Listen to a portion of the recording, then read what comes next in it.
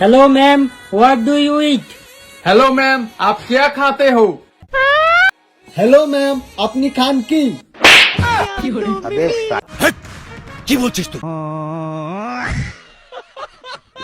Hello guys, কেমন আছেন সবাই? আশা করি সবাই অনেক অনেক ভালো আছেন। বরাবরের মতো নতুন আরো একটি ভিডিওতে আপনাদেরকে জানাই স্বাগতম। আজকের এই ভিডিওতে দেখবেন অস্থির বাঙালিদের কিছু অস্থির সব দম ফাটানো হাসির ভিডিও, যা দেখার পর আপনি আপনার হাসি থামিয়ে রাখতে পারবেন না, গ্যারান্টি দিচ্ছি।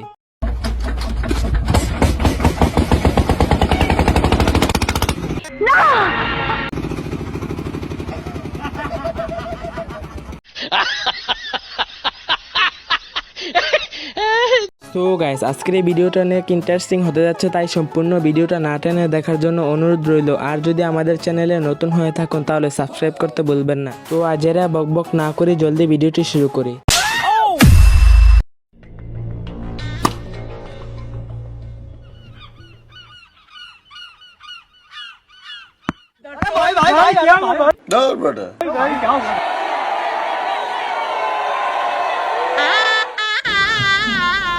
এগুলো বানান কেমনে আমি জানি না। যাই দিয়ে বানায় এমন অবস্থা হয়ে গেছে যে কোনটা যে আসলে সত্যি কোনটা মিথ্যা বোঝার কোনো পথ নেই। আরে মানে কি বলবো, যাই হোক। ভাইরে, বাঙালি পারেও বটে, পুরো ইডিটের কাম সেরা দিছে। তো যাই হোক, যে এই ইডিটটা করেছে তারে তো নোবেল দেওয়া উচিত। ভাই একটা কথা ভাবছা কি? ভাই কেউ যদি ঘর জামাই থাকে আর তার বউ যদি অন্য কেউ হাতে বাইরিয়া জায়গা, ওতে কি শ্বশুর বাড়ি থাকাবো না থাকাবো না? ভাবি না কথা নাই রে, তোর মাথা নষ্ট। গাইজ, আসলেই তো ব্যাপারটা অনেক চিন্তার না? তো যাই হোক, আপনারা কারা কারা এর ভিডিও দেখেন তারা কমেন্টে বলে যাবেন। নাও, ও কোথায় গেল? রিকি, ঠাম্মি, এই নাও তোমার 10 টাকা। কিছু হবে না, 10 টাকার সার্ফ এক্সেল দিয়ে এই সব দাগ উঠে যাবে।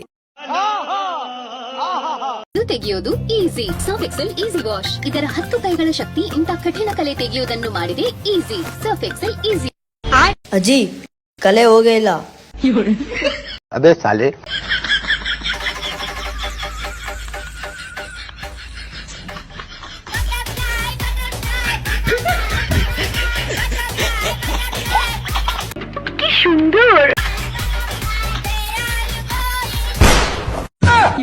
সার্ফ এক্সেল কুইক ওয়াশ, ಈಗ ಬರೀ 10 ರೂಪಾಯಿ। मजा आया। ভাগ্য ভালো দেশটা 1971 সালে স্বাধীন হয়ে গিয়েছিল, আর না হলে বাঙালিদের এরকম কর্মকাণ্ড দেখে পাকিস্তান সরকার এই দেশ ছেড়ে যাওয়ার জন্য নিজেরাই যুদ্ধ ঘোষণা করত। নিঃসন্দেহে তুই ঠিক কথা বলেছিস। ভাইয়া আইফোন আছে? আইফোন 16? হ্যাঁ ভাই, আছে তো আইফোন 16। দাম কত ভাই? 1,40,000 মতো পড়বে ভাই। দেবো 1,40,000? আচ্ছা ভাই, দাম ভাই এই 2টা ডিম দেয়া ওই কিনা?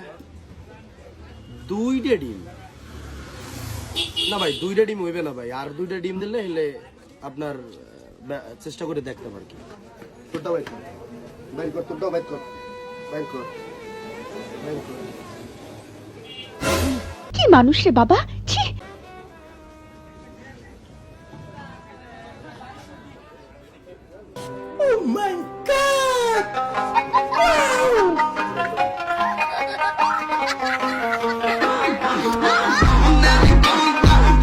এইটা কি কোনো কথা? আপনি একবার ভালো করে চিন্তা করে দেখুন তো, আপনি যদি বাংলাদেশে জন্মগ্রহণ না করতেন তাহলে কত যে বিনোদন থেকে বঞ্চিত হতেন। ঠিক বলেছো। গেঞ্জিটার দাম কত জানোস? 12,000 টাকা। ঘড়িটার দাম কত জানোস? 28,000 টাকা। জুতা তো পায় নাই। আমি কিন্তু কাউরে কিছু বলতেছি না ভাই, আপনারা হুদাই তাকে মেনশন দিতে চাইেন না। আর আমার পকেটে নতুন নতুন টাকা আসছে তো এই জন্য আমি একটু শো অফ করি, কারণ আমার তো আগে কিছু ছিল না। আমি আগে ওইটা ছিলাম আর কি। এফ এফ হোক ডবল কে আই এটাই ছিল। যাই হোক আর না বলি, আমি এখন আমার পকেটে কিছু টাকা আসছে, নতুন নতুন জামা কাপড় পরে শো অফ করি আমি। আর হ্যাঁ, আমি কিন্তু রোস্ট করিনি, রোস্ট করছি আমি একবারও, আমি রোস্ট করিই নি, রোস্ট করতেই পারিনি। अबे साले তেমন কিছু না গাইস, কারে জানি একটু হালকা পাতলা বাস দিছে, তো আপনারা কেউ এর নাম জেনে থাকলে কমেন্টে